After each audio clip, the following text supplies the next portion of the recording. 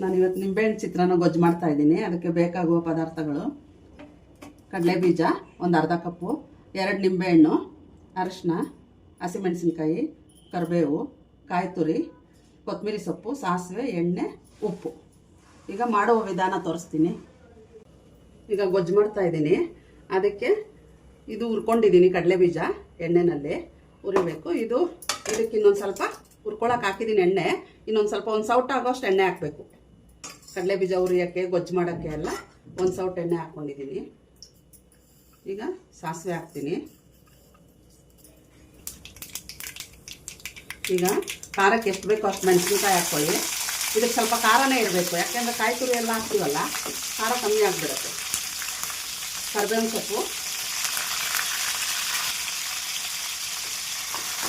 Medium ಫ್ಲೇಮಲ್ಲಿ ಇಟ್ಕೋಬೇಕು.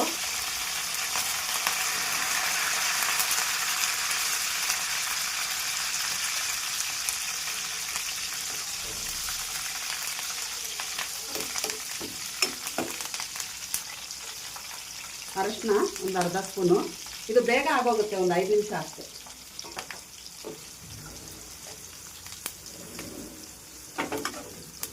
ಉಪ್ಪು ರುಚಿಗೆ ತಕ್ಕಷ್ಟು. ಅನ್ನಕ್ಕೆ ಹಾಕ್ಕೊಂಡಿರ್ತೀವಲ್ಲ, ಇದಕ್ಕೊಂದು ಸ್ವಲ್ಪ ಹಾಕ್ಕೊಳ್ಳಿ.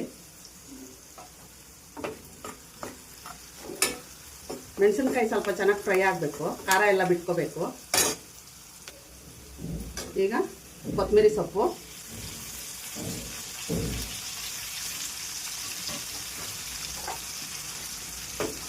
ಹುರಿದಿಟ್ಕೊಂಡಿರೋ ಕಡಲೆ ಬೀಜ.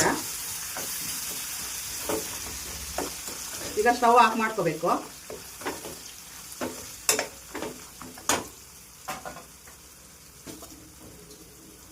ಈಗ ಸ್ಟವ್ ಆಫ್ ಮಾಡ್ಕೊಂಡ್ಮೇಲೆ ಕಾಯಿ ತುರಿ ಒಂದು ಅರ್ಧ ಹೋಳಷ್ಟು ಹಾಕಿದ್ದೀನಿ.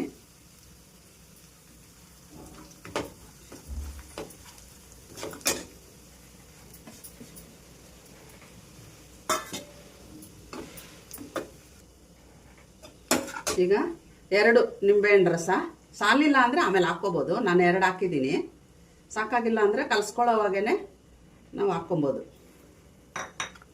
ಈಗ ಇದೆಲ್ಲ ಮಿಕ್ಸ್ ಮಾಡಿಕೊಂಡು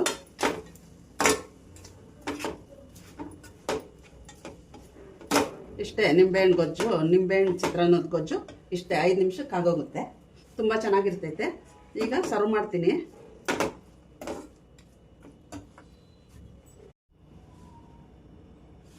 ಈಗ ನಿಂಬೆಹಣ್ಣು ಚಿತ್ರಾನ್ನ ರೆಡಿ ಆಗಿದೆ. ಇದು ಮಾಡೋದು ತುಂಬ ಈಸಿ. ಅನ್ನ ಒಂದು ಮಾಡಿಟ್ಕೊಂಡ್ಬಿಟ್ರೆ ಈ ಗೊಜ್ಜು ಮಾಡೋದು ಒಂದು 5 ನಿಮಿಷ. ತುಂಬ ಚೆನ್ನಾಗಿರುತ್ತೆ. ಸ್ವಲ್ಪ ಖಾರವಾಗಿ ಮಾಡಿಕೊಂಡ್ರೆ ತುಂಬ ಟೇಸ್ಟಾಗಿರುತ್ತೆ. ಮಾಡ್ಕೊಳ್ತೀನಿ. ತುಂಬ ಈಸಿಯಾಗಿದೆ ಇದು. ಬ್ರೇಕ್ಫಾಸ್ಟು ಮತ್ತು ಲಂಚ್ ಬಾಕ್ಸ್ಗೆಲ್ಲ ತುಂಬ ಈಸಿಯಾಗಿರುತ್ತೆ ಮಾಡೋಕ್ಕೆ.